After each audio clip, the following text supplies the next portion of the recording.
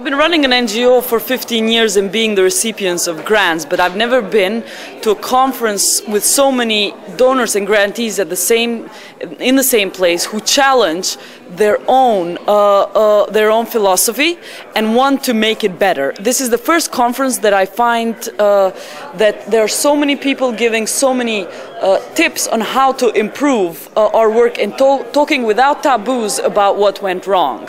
So for me it was so beneficial to hear a panel of grantees who were asking the donors to give not just financial support but actually things that are more valuable for them than money, which is moral support, political support. They were asking the donors to have more risk and have a braver strategy in how they approach the anti-corruption initiatives, because so many of international crime, actually organized crime, is so well connected. Therefore we are competing with people who have more money. Therefore we need to address this with more innovation and be better connected with international organizations who fight corruption. And the key thing which is important for this conference, that I go to conferences often but I haven't seen elsewhere, is the Arab friends that the organizers have brought. I have not got such an occasion to see what is the Arab view. People from Egypt, activists from Egypt and Jordan spoke in this panel. They're so inspiring to hear in a very European or even East European centered world we live in, and where we think our problems are the most important and we have a solution to everything.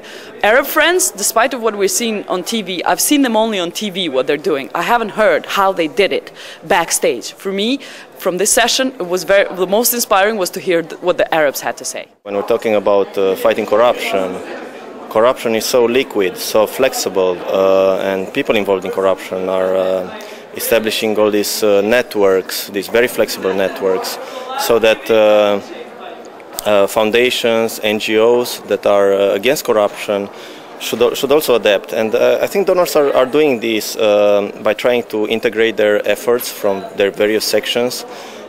They see right now that sponsoring or financing an initiative that is against corruption doesn't only mean to sponsor someone who's just directly investigating corruption, but it could mean that you're sponsoring someone who's fighting for a clean environment, or someone who's fighting for good access to healthcare.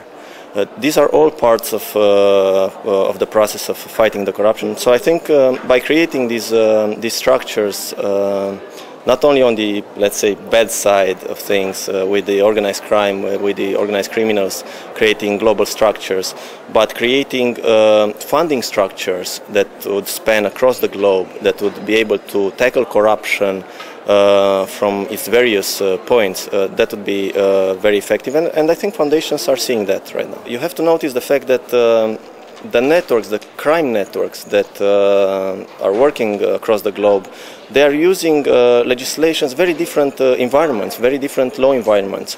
They would always look for the place that is the weakest in order to implement their crimes. So if we strengthen the rule of law in one place, that doesn't mean that organized crime would just vanish from there. That would mean that the organized crime is going to use in their dealings another geographical space. But then the results of their actions are still global, and they still have an impact in the place that enforced the rule of law a bit more. So I think we need to look at this especially from the international law point of view, because if you enforce local laws, that's not going to deter a lot the organized crime. It is going to impair their abilities a bit, and that's good. But still, if you're looking at the big money flows, the big black money flows around the world, they are facilitated by the lack of international law.